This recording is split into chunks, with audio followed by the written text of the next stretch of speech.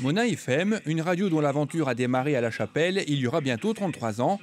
Aujourd'hui installée à Armentières, elle a connu une incroyable évolution, aussi bien en nombre d'auditeurs qu'en termes de technologie. Fervent défenseur de la chanson populaire, la radio se veut également proche de ses auditeurs. Oh bah super, en plus j'étais en train de dire hors antenne, il va falloir me filer un petit peu de votre vitamine. Hein. Vous avez une patate d'enfer.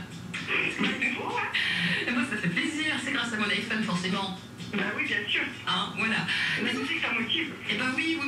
Alors j'ai cru comprendre que vous occupiez gentiment de votre maman. Oui, c'est ça. Hein, voilà, puisque bon, elle a besoin de vous, vous êtes sa fille, donc c'est normal, moi je trouve. Bah oui, totalement. Bon.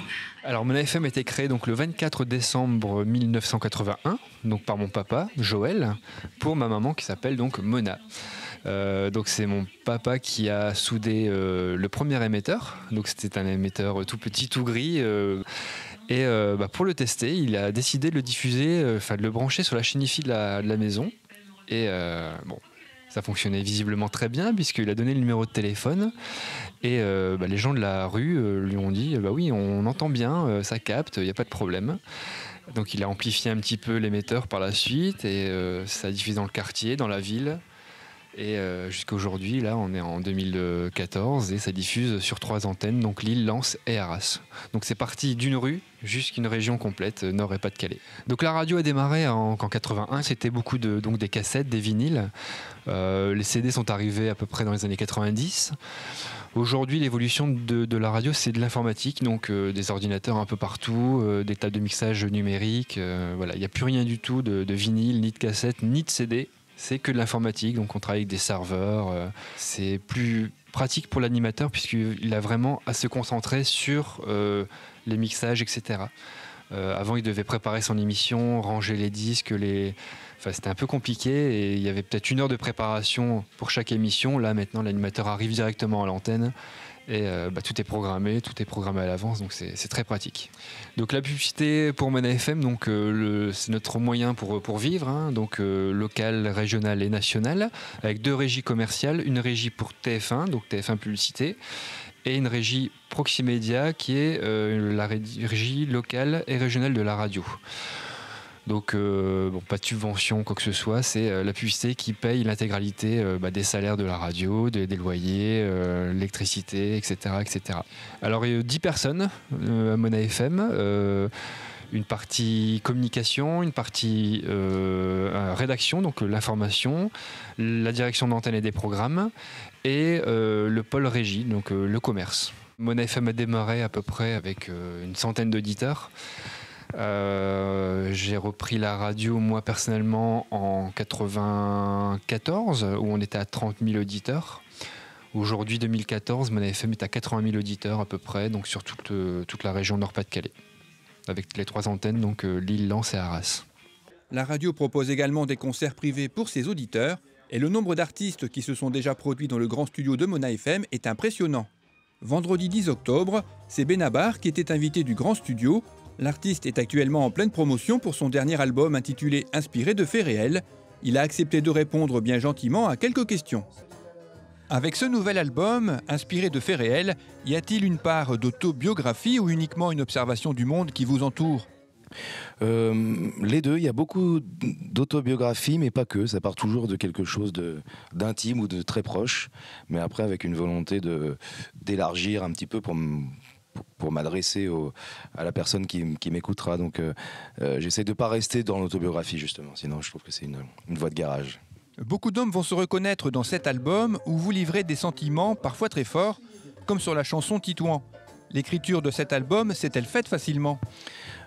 Facilement non, mais ça n'a pas été douloureux non plus, mais ça a été beaucoup de travail. Mais moi de toute façon à chaque fois il faut que je travaille beaucoup sur les textes, sur les compos aussi, mais ça n'a pas été douloureux quoi, mais ça a été long, ça a été laborieux.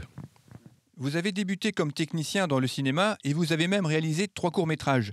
Et en écoutant cet album, j'ai eu l'impression de vivre chaque chanson comme si c'était un film, avec une écriture, paroles et musique tellement juste qu'on en arriverait même à imaginer la lumière pour éclairer chaque scène ou chaque plan. Cet album cacherait-il une envie de retourner derrière une caméra ? Non, parce que justement, j'arrive à adapter le plaisir de mise en scène, de réalisation dans les chansons.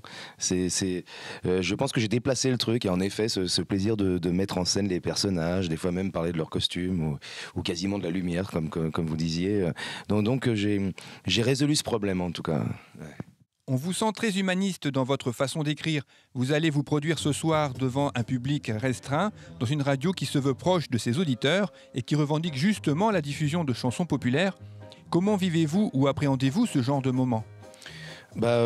Avec beaucoup d'envie, de plaisir, un track qui commence aussi, parce que ça reste un concert, et comme on le dit toujours, un concert devant 100 ou 5000 personnes, il y a toujours ce frisson et cette peur de décevoir qui est d'ailleurs utile. Je pense qu'il faut l'avoir. Après, moi, je suis content d'être là, parce que ce que défend justement la radio, je le défends aussi, c'est de venir au contact des auditeurs, en l'occurrence, parce que c'est des spectateurs ce soir. C'est aussi l'envie d'aller vers les gens et de faire des chansons pour les gens, comme un écrivain écrirait des livres pour les lecteurs, quoi. C'est-à-dire que, indépendamment de tout ce qu'il y a autour, les médias, etc., pouvoir s'adresser directement aux gens. Donc ça me fait plaisir de pouvoir jouer en direct. Ça m'inquiète aussi parce que on va peut-être pas réussir, mais en tout cas ça m'intéresse, quoi. Et pour conclure, une dernière question. Vous allez démarrer une tournée au début de l'année prochaine. Avez-vous d'autres projets dans les mois qui viennent ? Oui, beaucoup de projets. Alors après, qui sont plus ou moins faits, une pièce de théâtre, un téléfilm, enfin une série plus exactement. C'est encore un peu flou, mais c'est surtout la tournée qui est mon principal projet, bien sûr, de l'année prochaine, qui va nous occuper 6-7 mois. Ouais. C'est une belle journée, une belle journée. Un grand merci à Rudy Gruson qui a permis cette rencontre. Benabar sera de retour dans la région le 10 avril prochain sur la scène du Zénith de Lille. Quant à Mona FM, vous pouvez l'écouter chaque jour sur le 99.8, toujours au service de la chanson populaire.